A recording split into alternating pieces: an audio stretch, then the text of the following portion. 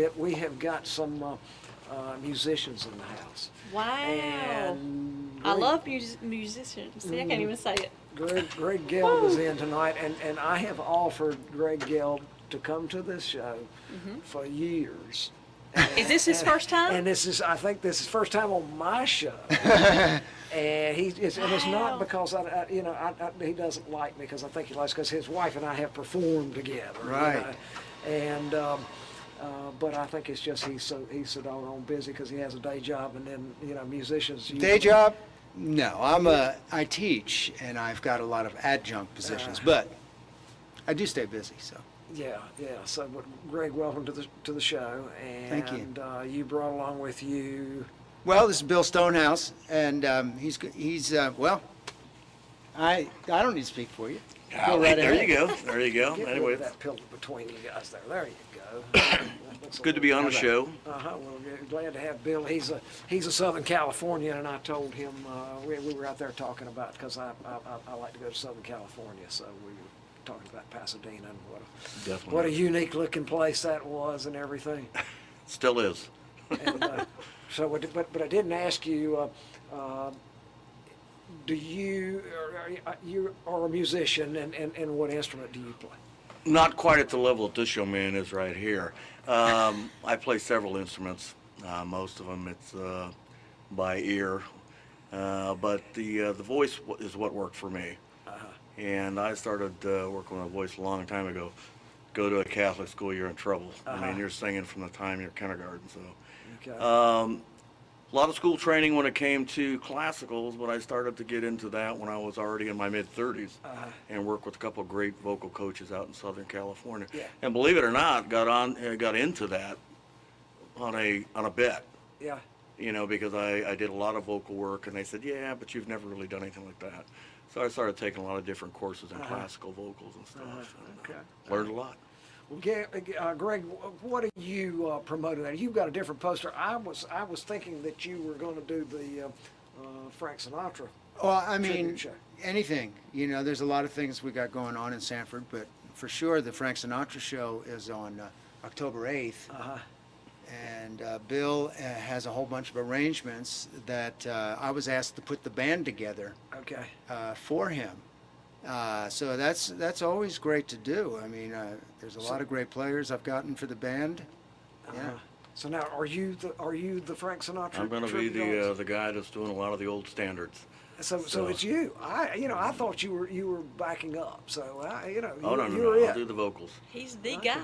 Trust me, they're much better with the instrumentation than I am. Okay. Well, you No. might have to give us some samples. We've got plenty of time left on the show. Absolutely. If you don't mind, give us a little taste and to see how. What do you want to hear? Let's see. How about? I've got the world on a string, sitting on a rainbow, got the string around my finger. Thinking enough, I guess. Acapella, yeah, there you go. I liked it. But I think it's a big thrill for me to work with Greg and the band. I mean, I'd heard his name, over a decade ago, around the Triangle and stuff like that. Never really had an opportunity to work with him or anything like that, but the name was always out there. And with me, it was really hard getting musicians coordinated to come do some of the old classic standards or do some of the old Tony Bennett, Sinatra, Jerry Vale. A lot of the old crooners and stuff like that took my interest because of my upbringing and stuff like that. So. Yeah, but Stonehouse, you when you were introducing yourself out in the lobby out there before the show, you said something about your Italian ancestry. So, are you of Italian ancestry? No, but my name ends in a vowel, so hopefully that'll suffice for me.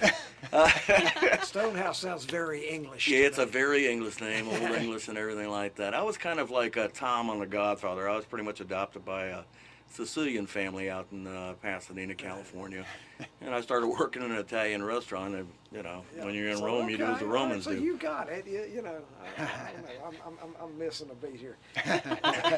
So, Greg, tell me about what kind of band you got together for this show and then other things, because I'm looking at that Larry Coryell over there that I'm not even familiar with that. So. Yeah, well, like I said, it's it's a good time. We got a lot of stuff going on. For Bill's orchestra, this is, standard swing band material. Uh-huh.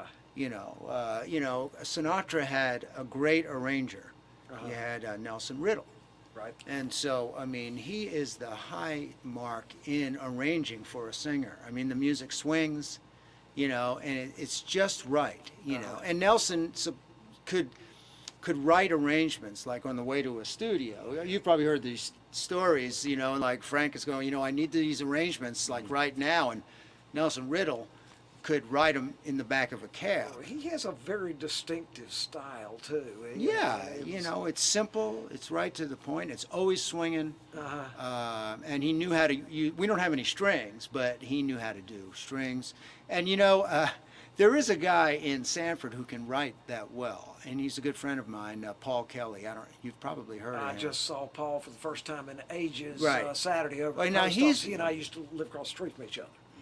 Well, he can just sit down and write down on the top of his head, off the top. He's a sensational musician. But he lives on my road now, so Okay. yeah, we talk all the time. And now, just classic arrangements. It's the classic music, and Michael Bublé is copying them. Harry Connick copied them. And I'm not saying Everybody you're. is nowadays. Rod Stewart. You look at some of Yeah. these classic albums, Yeah. and I think kind of basically Natalie Cole really brought it out when she did those covers with her father. That's Yeah. right. And that album went platinum. Like, the demographics were They just out, unbelievable for that kind of music. Uh-huh. But And it's important to have a singer.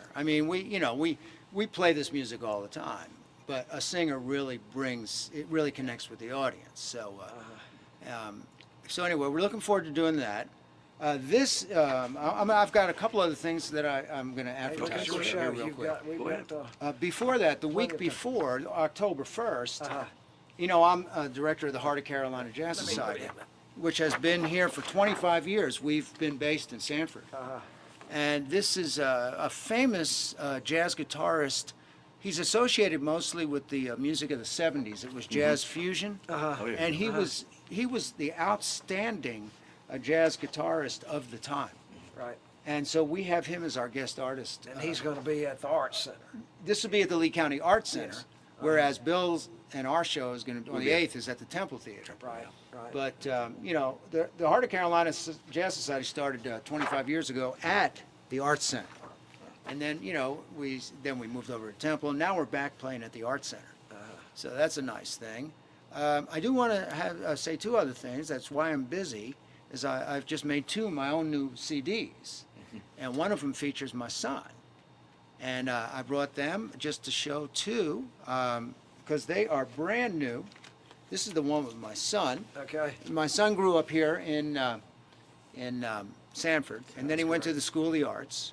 Now he's up Okay. in New York, and he's playing cool. professionally with a guy named Vince Giordano, who you might hear every once in a while on National Public Radio Right, with good name, Garrison familiar, Keillor. Very familiar. And then I've got a Latin jazz band. All right. That these are brand new CDs, and we're That's something we got to talk about. yeah, and we're doing our CD release this Friday night at the There you BU Cafe in Durham at 8 p.m. Anyway, I just thought I'd share those things. If you maybe you didn't want to know, but I just No, I want Hey, to. look, as I said, Greg, I Yeah. have been trying to get you on the show for 3 or 4 years. That's and great. I say, Peggy, can you get Greg to Mm-hmm. come and then call back? No, Greg can't make it. Ah. Got a gig, yeah. Well, I'm glad to be here finally. Yeah, Yeah, well, but these are keeping me busy. So. Some of the show that we basically put together, and one of the things that I was definitely looking for, and I've worked with some combos before, but like I say, it's really hard to get people in that rehearse and then want to go out there, Yeah. and then it's hard to get them paid a lot in the Triangle. Oh, the Triangle's getting a lot better, like L.A. or New York, so they're really building up quite a bit. So most of the arrangements are going to be pretty much from 65, 66, which is going to include a lot of the arrangements from the very young Quincy Jones. Okay. Best is yet to come. A lot of people really don't know that he worked with Basie and Sinatra, and those are some really nice swinging songs too. They got a nice bassy bounce to them, so it should be a lot of fun. So Right. how long's the show gonna go for? Well, it's 2 sets most likely, As right? long as I leave the monologues out, we'll be okay. And the guys don't need a break. I'm sure Yeah. we'll do pretty good. Now, Yeah. Can you narrate a lot of the stuff? I mean, a lot of the background. There'll be a lot of songs little that stories came and out. stuff like Yeah, that. And yeah. the last thing I want to do is a vocalist is come across as an impersonator. I don't like impersonating. I do tributes to his music, his vocal styling, and that's what I'm looking for. And I think that's what most musicians look for, not somebody that's dressed in yeah. a Elvis jumpsuit or something like that. It's not my program. But I mean, to try and recreate some of the music, because the voice is going to sound pretty close, it'll be pretty close.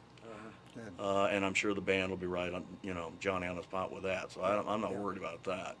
I think it's just a recreation. It's something that you just don't hear anymore. It's far and few between around here where you really get a fat band together and put those kind of standard tunes out there with voice. So I'm looking forward to working Oh, with this yeah, guy right yeah, here. yeah. So. So when have you all done any rehearsing or anything? No, we rehearsed the week of. Yeah. Okay. Yeah, now the players in my band, we actually have done quite a few of these types of shows, because the music is it's basically a universally known style. I mean, we've played music like this with North Carolina Symphony, and yeah, I mean, having a big band, a big ensemble. We're going to have 2 trumpets, trombone, 3 saxes. It's going to be a full sounding group. Okay, yeah. And then we have the bass, piano, and drums, and the Temple Theater is a great place to play. Right. Yeah. You It know, has so I mean, acoustically good. it's acoustically just perfect. I always enjoyed playing there. Over the years, we probably have put on 20 to 30 shows there with guest artists, and it's been a lot of fun working there. And in Sanford too, we have a nice community that likes, a good community of fans that like this music. Yeah. Yeah. Now, when you start talking about that, we do have to keep working at it, though. Because styles are changing, and young people have their own sound. But boy, we sure do want to reach out there. And I think Tim is going to have his son do some opening numbers. Alex so, will be there. Yeah, so so Alex will it'll be a out. lot of fun. We'll get a chance to connect with the younger audience too. Yeah, I think this style of music is going to be around. It's around. forever. It really is. You Yeah, can it see really the young people; they do like it. And there's always a young singer do. who wants to sound like. Michael Bublé. Yeah, I mean, he's taken those, a lot of those songs he's never written, arranged, or done anything. But when you sing the standards, it just rings a bell with everybody out there. So, and you can twist them. I mean, there's Sure. a lot of different ways you can take those songs and change them around a little bit. But yeah, I'm really looking forward to it. So- Honestly. Greg, I don't know why I looked at Yeah. one of your albums there, and I don't know why I'm thinking that you were a trombonist, but you're actually a saxophonist. yeah, saxophone and clarinet. Okay. Yeah, well, you're I can't imagine myself as a trombonist. a reed player as opposed to a brass player. Yeah, that's right. Yeah, I mean, I have lots of different styles I'm into. Like I said, I play the Latin jazz, and I got another new project. It's called the Second Line Stompers. We're playing New Orleans style jazz, and that. So I'm playing just about every era of jazz there is, except the stuff I don't play. I don't play smooth jazz, even though that music's been around now for 30 years. What is? Give us a little more definition of smooth jazz. Well, I mean, people say, they love Kenny G, and I've never liked Oh that my style. gosh. Yeah. But, Yeah, well, people it's love gonna it, and help you can't, knock people's taste. It's what people grow up with, is what people grow up with a certain thing, they think that's what is right. I mean, I teach jazz history at Fayetteville State. Yeah. And actually, we've been using some of the Ken Burns video on early jazz. And when they see Louis Armstrong and Duke Ellington and those piano players, and they get turned on. It's just exposure, So, if jazz was as big as it used to be, we wouldn't have these problems. But jazz is just got a small part of the market nowadays, a very small part. In the type of jazz we're talking Right. about, you know. So, yeah, so you just love the music. I think what happens is you just end up feeling it, the swing of music. Now, it brings up another thing I've been doing is I've been leading the Triangle Youth Jazz Ensemble, is a group that in the Raleigh region that high school students audition for. And I've got a sensational group. And there's a contest at Jazz at Lincoln Center. You've heard of Wynton Marsalis? Okay. Yeah, well, he has a contest at Jazz at Lincoln Center. It's called the Essentially Ellington competition. And so bands all around the country are allowed to get free Ellington music, and then they have to perform it in a competition in New York, nationwide. And the group I had in the Triangle came in second in the nation. And the reason they say we won is because they really knew how to feel the music and approach the real feeling of swing. It's indescribable. It really is. It really, it's really amazing. And could you bring it up? Is that there's so many. I've seen some great technical musicians, but when it comes to getting into the heart and soul of the song, that's where they lose it. The technicality's there, but when it comes into the feel of, this note has got to be bent this way and stuff like that, that's a different story altogether. It really is. I think you'd agree with that. Yeah, you have to do a lot of listening. You do have to do a lot of practicing. One of the interesting things when you're talking about the jazz and the promotion of it, stuff, when I returned from the military, in which I was stationed up here at Bragg, and went back out to Pasadena, California, the restaurant that I worked at, restaurant/club, introduced jazz out there in 1981, and the guys used to come in there and play. Were from the NBC Orchestra, Pete Crystalib. I mean, these guys would they'd come in and play. They'd play till 2 in the morning, just to sit in there and promote the jazz. So you'd have your dinner hour, and then everybody would come in for the cocktail hour, and the place would be. Of course, I didn't get home till 3:30, 4 in the morning, but it was just for the promotion of jazz, and it's Such as a something club business. something that made a lot of difference. But now when you hear this real sort of jazz, it's kind of like it's like a conflict, and you got all these different rhythms and so forth. So that what do you pocket that under? What style of jazz do you call that? And I cannot think of an artist. Thelonious Monk, maybe, I don't know. Well, no, Thelonious Monk played a style of music called bebop, and it might sound like it's all over the place to certain people, but he usually just played with a quartet, so it would only be bass, drums, and him, and maybe a saxophone. He just was very creative, and he was more abstract. And I mean, that's the thing. We're not taking any chances with playing the music of Frank Sinatra. Of course, the jazz is always experimental. There's always artists trying something new, because that's been the tradition. I mean, it wouldn't sound like Frank Sinatra if everybody had just kept playing like Louis Armstrong. So, there's always an innovator. There's always people trying new things and to have their own style. So you probably heard something that was just somebody's maybe experiment or some abstract sound. I mean, it's gotten really out there. Yeah, I'm just drawing a blank, and I'm just thinking, like you see these 60s movies, and these beat clubs, these beatnik clubs, and there's always that, with the bass and the old sax and stuff, sort of doing saxophones or something. I think another thing that happens with jazz, the most essential ingredient of jazz is improvisation.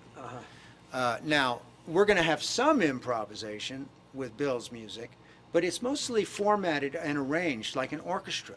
So there's just some places for improvisation. But jazz, really, the challenge of being a jazz musician really is to create music on the spot, which is improvising. It's the only music that is like this. And there have been some sensational improvisers. And that we, as jazz players, we model ourselves after the really great improvisers. And so they're creating on the spot, their solos and their music. And so it's an art form that doesn't appeal to a lot of people because they've never heard it before. They go, what are they doing? You know, a lot of people don't know what they're doing. They know what Frank Sinatra was doing. You know, so it's a much more accessible music. But jazz really has that element of improv, so you will hear stuff for the first time that you've never heard before. And you're like, well, what is it that they're doing? And so it'll sound crazy maybe to you. But, you know, there are things that you can listen to and enjoy. I mean, you can definitely pick up melody. You can definitely pick up tone. The other thing that happens is that you watch the group, something's happening that's never happened before. I'll play something and all of a sudden, and it'll hit the piano player and we're communicating on the spot. We're having a conversation, which is, actually, it's beyond doing the Frank Sinatra trust because it's all worked out already. Right. Now, so we're going to perform like we're an orchestra with a plan that's already set, you know, but a lot of real jazz is not set. It's got that element of spontaneity, which makes it so exciting. All right. Well, yeah, I don't want to leave Bill out here because Yeah. we're here kind of to promote his For sure. his show. But your Sinatra tribute, but you say you're going to throw in some Tony Bennett and this kind of stuff. Oh, sure, Tony Bennett. I mean, you know, like I said, I found out fairly early on that you know, my instrument was my voice, and used it in a lot of different ways. You know, with the operatic training and everything. At that time, in my youth, you know, I was a high C baritone. So if I wanted to roll tenor, I could roll tenor. If I wanted to get, you know, down and dirty in the baritone range, I could get down there too. So my voice was basically my instrument, and you cover a lot of different styles and stuff like that. And I mean, you know, just like Greg was talking about, just like an instrumentalist can go different places, a lot of the different jazz things. One of the things I really enjoyed was Tony Bennett when he did Perfectly Frank, which was basically just the trio. And people don't expect to hear Sinatra with a three-piece. They just don't do it, you know. And then when Tony comes out, they're the songs. People feel comfortable with the songs. They know the lyrics. They know where they're going. But Tony just takes it to a different level. And Tony's always been he's always been out there on the fringe, you know, when it came to a lot of the standards and stuff like He's that. the man. He just keeps rolling along. What is he, close to 90 or Yeah. something? If you take music away from him, he's out of here. You know, the MTV special and his son getting him back into it it's a piece of history for us because he just keeps going. He's like the Energizer Bunny, you know. He just gets out there and he just keeps going on and stuff like I that. love that. I love that commercial at Christmas time with him and Lady Gaga in the Barnes and Noble store. Yeah. That was as Yeah. good a commercial as I've ever seen. Hey, the amazing thing to me is some of these pop singers, rock singers, and stuff like that. Well, they all want to You wouldn't think they'd have a voice to really get into some of the old standards, but they do. Yeah, and they all And, want to perform with Tony Bennett. Yeah. You know, he's at the top of the heap. Well, he hasn't called me up yet. I'd like to say. Hey, Greg can help me out there. So Yeah. So let's go back and I actually did play with Tony Bennett in a concert, and it was right before he was getting very well known again. But he did a performance at the Greensboro Open. Okay. Yeah. This was probably in the 1970s, and at or in the 80s. Yeah, the GGO. right So next anyway, road. here comes Tony Bennett. There's a gigantic banquet hall of people. Tony Bennett comes on stage. The hall, everybody in that hall was still talking, and they could care less that Tony Bennett was on the stage Are you serious? until he finally said, "I'm sorry, everybody, to be interrupting your party." Yeah. Tony Bennett did that in Greensboro, and then he got him. But boy, they were not paying attention to him at all. Are you serious? No, that happened. Did he have the standard blue suit on?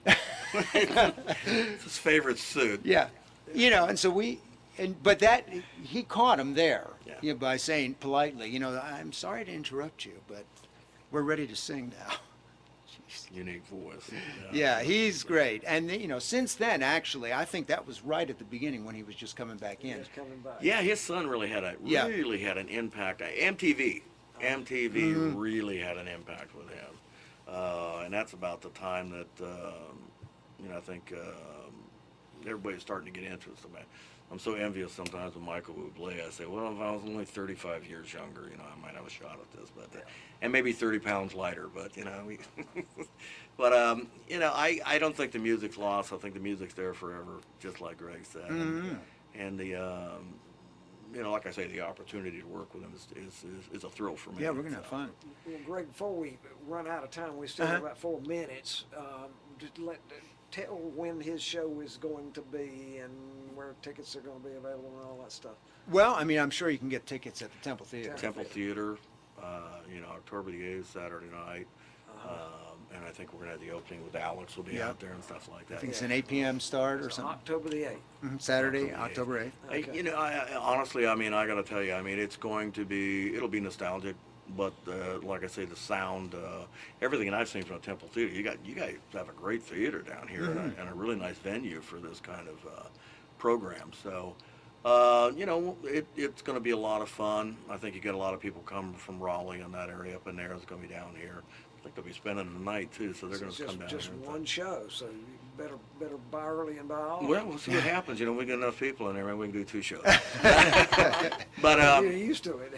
they have and I think Tim might have brought this up or something like that. We're going to have like an after show over at the Steel Pig. I guess it's a Steel Pig and stuff like that. So you're gonna perform up there? Well, no, we won't perform, but I'll be hanging around. Go up there and talk to everybody and Play a maybe little have bridge or something. an adult beverage or something. I should have said that. Where are you based out of? Fayetteville area now? I live in Cary. You live in Cary, okay. I live in Cary. And how many shows are you doing? Right now, I'm very fortunate. I usually perform 3 times a week. 3 times a week. Wow. If that's the music business, got to get out there. So you just make hay when the sun shines. So that's what you do. So Yeah. That's pretty good. I had no idea, Phil. Pay at the Angus Barn. We do a lot of different clubs. I was doing quite a few down at the Carolina Country Club. I did the U.S. Open down in Pinehurst, down there at the Pinecrest Inn. When that wasn't really a Sinatra show, it was pretty much everything. That's the other thing. You want to make it, a lot of times you have to pretty much cover all the bases to get yourself into a lot of different places. That's true. We're about to run out of time. Lynn, do you have anything you wanted to ask for? Well, I want to hear him sing one more time. Yeah, how about Summer Wind? Summer wind came blowing in from across the sea. It lingered there to muss your hair and walk with me. That's probably my favorite. Sinatra Greg can bring a song. sax in, we can play along with it. Greg, as I said, it's an honor to have you on the show. Sure. How many times I Thank have you tried for to having get me. you, not directly. I try to work through Peggy. I figure she has a better. Yeah. You have a better ear with Peggy, or she has a better ear with you. But thank you for coming. You're welcome. And, Thank you for having us. Love to have you back, and let's talk about music and jazz and stuff. Sure. All right. We'll see y'all next week. Thank you. Yeah, thanks a lot. That's fun.